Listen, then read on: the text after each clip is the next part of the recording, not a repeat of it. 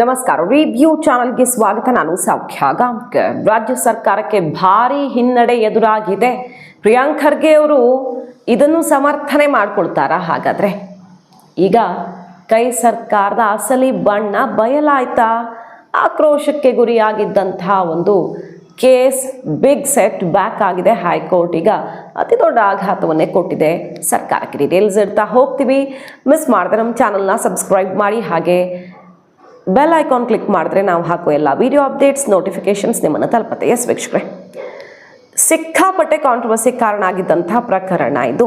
ಕೋಮುಗಲಭೆ ಇಂಥದ್ದೊಂದು ಅತ್ಯಂತ ಸೂಕ್ಷ್ಮವಾದ ಕೇಸನ್ನು ವಾಪಸ್ ತಗೊಂಡು ಹಿಂದೂಗಳ ಭಾವನೆಗೆ ಈ ಕರ್ನಾಟಕದಲ್ಲಿ ಹಾಗಾದ್ರೆ ಬೆಲೆನೇ ಇಲ್ವಾ ಅನ್ನೋ ಮಟ್ಟಿಗೆ ಆಕ್ರೋಶಕ್ಕೆ ಗುರಿಯಾಗಿದ್ದ ಪ್ರಕರಣ ಕಲಬುರಗಿ ಜಿಲ್ಲೆ ಆಳಂದ ತಾಲೂಕಿನ ಲಾಡ್ಲೆ ಮಶಾಕ್ ದರ್ಗಾ. 52 ಕ್ರಿಮಿನಲ್ ಕೇಸನ್ನು ರಾಜ್ಯ ಸರ್ಕಾರ ಹಿಂದಕ್ಕೆ ಪಡೆದಿದ್ದ ನಿರ್ಧಾರ ಇದೆಯಲ್ಲ, ಅದಕ್ಕೀಗ ಹೈಕೋರ್ಟ್ ಶಾಕ್ ಕೊಟ್ಟಿದೆ. ಆ ನಿರ್ಧಾರಕ್ಕೆ ತಡೆಯನ್ನು ಹಾಕಿದೆ ಹೈಕೋರ್ಟ್. ಸೊ ಏನು ವಾಪಸ್ ತಗೊಂಡಿದ್ರಲ್ಲ, ಕೆಲವರನ್ನು ಓಲೈಕೆ ಮಾಡೋಕ್ಕೋಸ್ಕರ, ಇನ್ನೇನು ರೀಸನ್ನೇ ಇಲ್ಲ ಇಲ್ಲಿ. ಇಷ್ಟು ಗಂಭೀರವಾದ ಪ್ರಕರಣ. ಅಲ್ಲಿ ಮಲಮೂತ್ರ ಎರಚಿದ್ದಾರೆ, ಅದು ಇದು ಅನ್ನೋ ಆರೋಪಗಳೆಲ್ಲ ಕೇಳಿಬರುತ್ತೆ. ಸ್ವಚ್ಛ ಮಾಡ್ತೀವಿ ಅಂತ ಹೋಗ್ತಾರೆ. ಶಿವರಾತ್ರಿ ಅತ್ಯಂತ ಪವಿತ್ರವಾದ ಜಾಗ, ಶಿವಲಿಂಗ ಇರೋ ಜಾಗ, ಹಿಂದೂಗಳು ಸ್ವಚ್ಛ ಮಾಡ್ತೀವಿ ಅಂತ ಹೊರಟಾಗ ಅವ್ರ ಮೇಲೆ ಕಲ್ಲು ತೂರಾಟ, ದೊಣ್ಣೆ, ಅದು ಇದು ಜಟಾಪಟಿ, ಪೊಲೀಸರ ಮೇಲೆ ಹಲ್ಲೆ, ಅಧಿಕಾರಿಗಳ ಮೇಲೆ ಹಲ್ಲೆ, ಏನೇನೆಲ್ಲ ಗಂಭೀರ ವಿಚಾರಗಳಲ್ವಾ. ಇಂತಹ ಪ್ರಕರಣವನ್ನು ವಾಪಸ್ ತಗೊಳ್ತಾರೆ ಅಂದರೆ ಇದು ಹೇಗೆ ಸಾಧ್ಯ ಅನ್ನುವ ದೊಡ್ಡ ಆಕ್ರೋಶ ಸಿಡಿದಿತ್ತು. ಏನಾಗ್ತಿದೆ ಈ ಸಮಾಜದಲ್ಲಿ, ಯಾರನ್ನು ರಕ್ಷಣೆ ಮಾಡ್ತಿದ್ದೀರಾ, ಮತ್ತು ಈ ಮೂಲಕ ಮತ್ತಷ್ಟು ಗಲಭೆ ಅಶಾಂತಿ ಮುಂದೆ ನಡೆಯೋದಕ್ಕೆ ಕುಮ್ಮಕ್ಕು ಕೊಟ್ಟಂಗಲ್ವಾ ಅನ್ನುವ ಪ್ರಶ್ನೆಯನ್ನು ಕೇಳಲಾಗಿತ್ತು. ಬಿಜೆಪಿಯವರು ಇದೇ ವಿಚಾರ ಮುಂದಿಟ್ಟಿದ್ರು. ಬಟ್ ರಾಜ್ಯ ಬಿಜೆಪಿಯವರು ಎಷ್ಟರ ಮಟ್ಟಿಗೆ ಹೋರಾಟ ಮಾಡಿದ್ರು ಗೊತ್ತಿಲ್ಲ. ಟ್ವೀಟ್ಗೆ ಸೀಮಿತವಾಗಿತ್ತ ಹೋರಾಟ, ಅಥವಾ ಈ ಕಾನೂನು ಹೋರಾಟ ಮಾಡಿದವ್ರಿಗೆ ಬಿಜೆಪಿಯವರು ಸಪೋರ್ಟ್ ಮಾಡಿದ್ರು. ಒಟ್ಟಿನಲ್ಲಿ ಹೋರಾಟ ಮಾಡಿದವ್ರಿಗೆ ಈಗ ಜಯ ಸಿಕ್ಕಿದೆ ಕಾನೂನಾತ್ಮಕವಾಗಿ ಸದ್ಯಕ್ಕಂತೂ. ಲಾಡ್ಲೆ ಮಶಾಕ್ ದರ್ಗಾ ಗಲಭೆ ಪ್ರಕರಣದಲ್ಲಿ ಈಗ ರಾಜ್ಯ ಸರ್ಕಾರದ ನಿರ್ಧಾರಕ್ಕೆ ಹೈಕೋರ್ಟ್ ತಡೆಯನ್ನು ಕೊಟ್ಟಿದೆ. ಕ್ರಿಮಿನಲ್ ಪ್ರಕರಣಗಳನ್ನು ಹಿಂಪಡೆಯುವ ಪ್ರಕ್ರಿಯೆಗೆ ಬ್ರೇಕ್ ಹಾಕಿದೆ. ಸರ್ಕಾರಕ್ಕೆ ನೋಟಿಸ್ ಜಾರಿ ಮಾಡಿ ವಿಚಾರಣೆಯನ್ನು ಮುಂದುವರಿಸತ್ತೆ. ಅಂತಿಮವಾಗಿ ಏನಾಗುತ್ತೆ ಅನ್ನೋದನ್ನು ಕಾದು ನೋಡಬೇಕು. ಈಗಂತೂ ಬ್ರೇಕ್ ಬಿದ್ದಿದೆ. 2022ರಲ್ಲಿ ಕಲಬುರಗಿ ಜಿಲ್ಲೆಯ ಆಳಂದ ಪಟ್ಟಣದಲ್ಲಿರೋ ಲಾಡ್ಲೆ ಮಶಾಕ್ ದರ್ಗಾ ಗಲಭೆಗೆ ಸಂಬಂಧಪಟ್ಟಂತೆ ಪ್ರಕರಣಗಳು, ಇದು ಈ ಕೇಸಿನದ್ದು ಸೇರಿ 52 ಕ್ರಿಮಿನಲ್ ಪ್ರಕರಣಗಳನ್ನು ಹಿಂಪಡೆಯೋದಕ್ಕೆ ನಿರ್ಧಾರ ತಗೊಂಡಿತ್ತು. ಹೈಕೋರ್ಟ್ ಮಧ್ಯಂತರ ತಡೆ ಕೊಟ್ಟಿರೋದು ಇದೆ ಎಲ್ಲದಕ್ಕೂ ಸೇರಿಸಿ. ಸೊ ಸರ್ಕಾರದ ಆದೇಶಕ್ಕೆ ಭಾರಿ ಮುಜುಗರ ಆಗಿದೆ. 2022ರ ಮಹಾಶಿವರಾತ್ರಿ ಸಂದರ್ಭ ಅದು. ಕಲಬುರಗಿ ಜಿಲ್ಲೆ ಆಳಂದ ಪಟ್ಟಣದಲ್ಲಿ ಈ ದರ್ಗಾ ಆವರಣದಲ್ಲಿ ಧಾರ್ಮಿಕ ಉದ್ವಿಗ್ನತೆ ಉಂಟಾಗಿರುತ್ತೆ. ಶಿವಲಿಂಗಕ್ಕೆ ಅಪವಿತ್ರ ಎಸಗಲಾಗಿದೆ ಅನ್ನೋ ಕಾರಣಕ್ಕಾಗಿ ಉದ್ವಿಗ್ನಗೊಂಡು ಪರಿಸ್ಥಿತಿ, ಕಲ್ಲು ತೂರಾಟ, ಹಿಂಸಾಚಾರ, ಸಾರ್ವಜನಿಕ ಆಸ್ತಿಪಾಸ್ತಿ ಹಾನಿ ತನಕ ಹೋಗಿರುತ್ತೆ. ಈ ಘಟನೆ ಸಂಬಂಧಿಸಿದಂತೆ ಹಲವಾರು FIRಗಳು ದಾಖಲಾಗಿರ್ತವೆ, ಕ್ರಿಮಿನಲ್ ಮೊಕದ್ದಮೆಗಳು ದಾಖಲಾಗಿರ್ತವೆ. ಆದರೆ 2026ರಲ್ಲಿ ರೈತರ ಪ್ರತಿಭಟನೆ, ಕನ್ನಡ ಪರ ಹೋರಾಟಗಾರರು ಮತ್ತು ಇತರೆ ಚಳುವಳಿ ಎಲ್ಲ ಸೇರಿಸ್ಕೊಂಡು, ಈ ಲಾಡ್ಲೆ ಮಶಾಕ್ ದರ್ಗಾ ಗಲಭೆದೂ ಸೇರಿಸ್ಕೊಂಡು, ಗುಂಪಲ್ ಗೋವಿಂದ ಅಂತಾರಲ್ಲ, ಎಲ್ಲರದ್ದು ಪ್ರಕರಣನೂ ಕನ್ನಡ ಹೋರಾಟಗಾರರದ್ದು, ಅವ್ರದ್ದು ಇವ್ರದ್ದು ಎಲ್ಲರದ್ದು ಕೈ ಬಿಡ್ತೀವಿ ಅಂತ ಇವು 52 ಕ್ರಿಮಿನಲ್ ಮೊಕದ್ದಮೆಗಳನ್ನು ಹಿಂಪಡೆಯೋದಕ್ಕೆ ಅನುಮೋದನೆ ಕೊಟ್ಟಿರುತ್ತೆ. ಕ್ಯಾಬಿನೆಟಲ್ಲಿ ಡಿಸ್ಕಷನ್ ಆಗಿ ಸಿದ್ದರಾಮಯ್ಯನವರು, ಈಗ CM ಆಗಿರೋ DK ಶಿವಕುಮಾರ್ ಅವರು, ಈಗ ಗೃಹ ಸಚಿವರಾಗಿರೋ ಪ್ರಿಯಾಂಕ್ ಖರ್ಗೆ ಅವರು ಎಲ್ಲರೂ ಇದ್ದ ಕ್ಯಾಬಿನೆಟಲ್ಲಿಯೇ ನಿರ್ಧಾರ ಆಗಿ ಅನುಮೋದನೆ ದೊರಕಿರುತ್ತೆ. ಮುಖ್ಯ ನ್ಯಾಯಮೂರ್ತಿ ವಿಭು ಬಕ್ರು ಹಾಗೂ ನ್ಯಾಯಮೂರ್ತಿ KS ಹೇಮಲೇಖ ಅವರಿದ್ದಂಥ ವಿಭಾಗೀಯ ಪೀಠ ಸರ್ಕಾರದ ಆದೇಶಕ್ಕೆ ತಡೆಯನ್ನು ಕೊಟ್ಟಿದೆ. ರಾಜ್ಯ ಸರ್ಕಾರ ಮತ್ತು ಪ್ರಾಸಿಕ್ಯೂಷನ್ ಇಲಾಖೆಗೆ ನೋಟಿಸ್ ಜಾರಿಯಾಗಿದೆ. 2 ವಾರದಲ್ಲಿ ಅವರು ಉತ್ತರ ಕೊಡಬೇಕು. ಅಂತಿಮ ತೀರ್ಪು ಬರೋ ತನಕ ಎಲ್ಲ ಪ್ರಕರಣಗಳ ವಿಚಾರಣೆ ಮುಂದೂಡಿಕೆ ಆಗಿದೆ. PIಯಲ್ಲಿ ಏನಂತ ಪ್ರಶ್ನೆ ಮಾಡಿದ್ರು ನೋಡಿ. ವಕೀಲ ಗಿರೀಶ್ ಭಾರದ್ವಾಜ್ ಅವರು ಹೋರಾಟ ಮಾಡಿ ಈ ಬೆಳವಣಿಗೆ ಆಗಿರೋದು. ಸರ್ಕಾರಕ್ಕೆ ಬಿಗ್ ಸೆಟ್ ಬ್ಯಾಕ್ ಆಗಿರೋದು ಗಿರೀಶ್ ಭಾರದ್ವಾಜ್ ಅವರಿಂದ. ಸರ್ಕಾರ ಕ್ರಿಮಿನಲ್ ಪ್ರಕರಣ ಹಿಂಪಡೆಯೋ ವೇಳೆ ಕಾನೂನು ಪ್ರಕ್ರಿಯೆಯನ್ನೇ ಅನುಸರಿಸಿಲ್ಲ, ಸಂಪೂರ್ಣವಾಗಿ ಗಾಳಿಗೆ ತೂರಲಾಗಿದೆ ಅಂತ ಅವರು ಆರೋಪ ಮಾಡಿದ್ರು. ಸರ್ಕಾರದ ಆದೇಶವನ್ನು ರದ್ದುಗೊಳಿಸಬೇಕು, ಪ್ರಕರಣ ಹಿಂಪಡೆಯೋದಕ್ಕೆ ಸ್ಪಷ್ಟ ಮಾರ್ಗಸೂಚಿ ರೂಪಿಸುವಂತೆ ಕೋರಿಕೊಂಡಿದ್ರು. ಸಾರ್ವಜನಿಕ ಹಿತಾಸಕ್ತಿಗೆ ವಿರುದ್ಧವಾದ ಅಧಿಕಾರ ಕೊಟ್ಟವ್ರು ಯಾರು? ಈ ರೀತಿಯ ಅಧಿಕಾರ ಈ ಸಮಿತಿಗೆ ಹೋಗಿತ್ತು, ಅಲ್ಲಿ ಕೂಲಂಕುಷವಾಗಿ ಎಲ್ಲ ಪರಿಶೀಲನೆ ಮಾಡಿನೇ ಹಿಂದೆ ಪಡೆದಿದ್ದೀವಿ ಅಂತ ಹೇಳ್ತಾರಲ್ಲ. ಬಟ್ ಸಮಾಜಕ್ಕೆ, ಸಾರ್ವಜನಿಕ ಹಿತಾಸಕ್ತಿಗೆ ವಿರುದ್ಧವಾದಂಥ ಕೆಲಸ ಮಾಡಿದ್ದಾರೆ, ಇರುವಂಥ ಅಧಿಕಾರ ದುರುಪಯೋಗ ಪಡಿಸ್ಕೊಂಡಿದ್ದಾರೆ ಅಂತ ವಾದ ಮಂಡಿಸಿದ್ರು. ಎಷ್ಟು ಗಂಭೀರ ಸ್ವರೂಪದ ಪ್ರಕರಣಗಳಿವೆಲ್ಲ ಅಂತ ನೋಡಿ. ಈಗ ವೆಸ್ಟ್ ಬೆಂಗಾಲಲ್ಲಿ ಕಾನೂನು ತರ್ತಾರೆ, ಸಮಾಜಕ್ಕೆ ಶಾಂತಿ ಹದಗೆಡಿಸುವಂಥವ್ರ ಆಸ್ತಿ ಪಾಸ್ತಿ ಮುಟ್ಟುಗೋಲು ಹಾಕ್ಕೊಂಡು 1 ವರ್ಷ ಜೈಲು ಶಿಕ್ಷೆ ಕೊಡಿಸೋದಕ್ಕೆ ಸುವೇಂದು ಅಧಿಕಾರಿ ಅವರು ಬಿಗ್ ಸ್ಟೆಪ್ ತಗೊಳ್ತಾರೆ, JCB ಹಾಕ್ತಾರೆ. ಗೂಂಡಾಯಿಸಮ್ ಮಾಡಿದ್ರೆ, ಈ ರೀತಿ ಸಮಾಜದಲ್ಲಿ ವಿಷ ಬಿತ್ತುವಂತಹ ಕೋಮು ಸೌಹಾರ್ದತೆ ಹಾಳು ಮಾಡೋ ಕೆಲಸ ಮಾಡಿದ್ರೆ ಅವ್ರ ವಿರುದ್ಧ ಆ್ಯಕ್ಷನ್ಗೆ ಹೊಸ ಕಾಯ್ದೆ ತಂದಿದ್ದಾರೆ.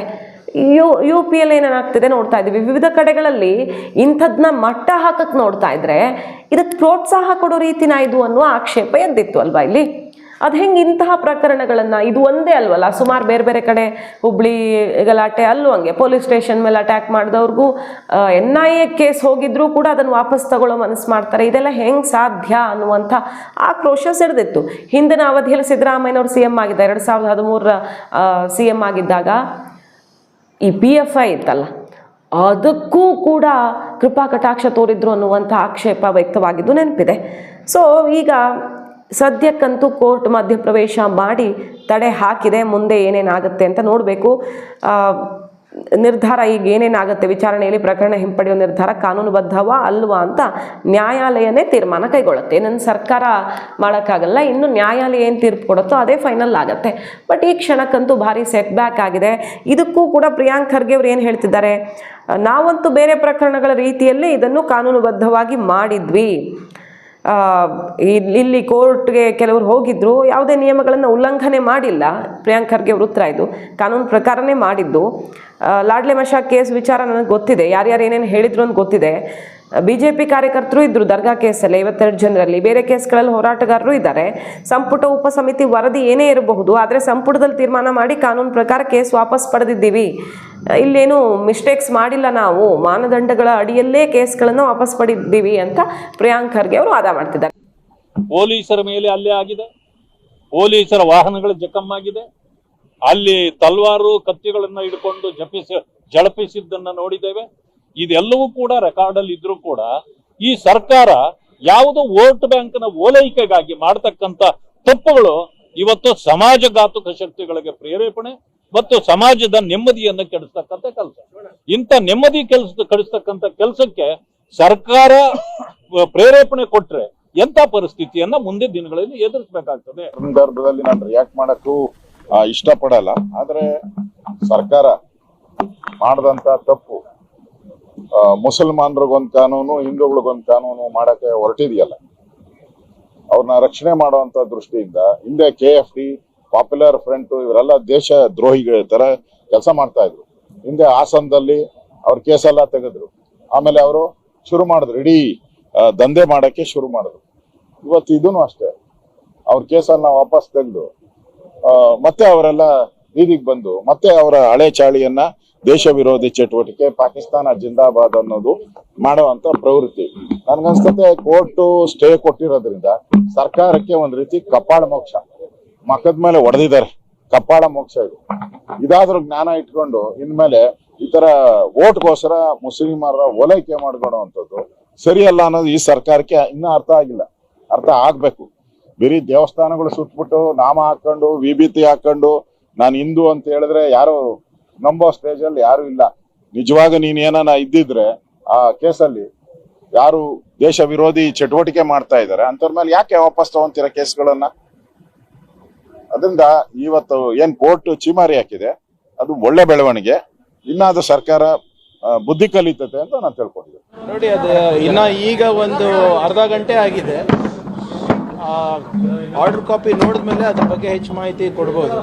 ಆದರೆ ಹಿಂದೆ ಏನು ಪ್ರಕರಣಗಳಿವೆ, ಬೇರೆ ಸರ್ಕಾರದಲ್ಲಿರ್ಬೋದು ಅಥವಾ ನಮ್ಮ ಸರ್ಕಾರದಲ್ಲಿ ಹಿಂದೆ ಏನು ಮಾಡಿದೆ ಅದೇ ಪ್ರಕ್ರಿಯೆಯನ್ನು ಫಾಲೋ ಮಾಡಿರೋದು. ಯಾವುದೇ ವಿಶೇಷವಾದಂಥ ರೀತಿನಲ್ಲಿ ಅಥವಾ ಬೇರೆ ಮಾನದಂಡಗಳನ್ನು ಅಳವಡಿಸ್ಕೊಂಡು ನಾವು ಮಾಡಿಲ್ಲ. ಯಾಕಂದರೆ ನೀವು ಅದು ನೋಡಿದ್ರೆ ಬರೀ ಅದು ಗುಲ್ಬರ್ಗ ಇರ್ಬೋದು ಅಥವಾ ಬೇರೆ ರೈತರದ್ದು ಇರ್ಬೋದು, ಕನ್ನಡ ಪರ ಸಂಘಟನೆಯದ್ದು ಇರ್ಬೋದು, ಇಷ್ಟೇ ಅಲ್ಲ, ಸಾಕಷ್ಟು ನಿಮ್ಮ BJPಯವರ ಬೆಂಬಲಿಗರು ಇದ್ದಾರೆ. ಅದೇನಿದೆ ನೋಡೋಣ, ಆರ್ಡರ್ ಬಂದಾದ್ಮೇಲೆ ನೋಡೋಣ.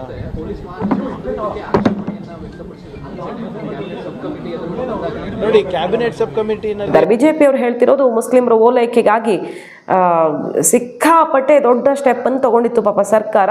ಸರಿಯಾಗಿದೆ ಈಗ ಹೈಕೋರ್ಟ್ ಆದೇಶದಿಂದ, ಮಧ್ಯಂತರ ಆದೇಶದಿಂದ ಅಂತ ಬಿಜೆಪಿ ಈಗ ಧ್ವನಿ ಕೂಡಿಸ್ತಾ ಇದೆ.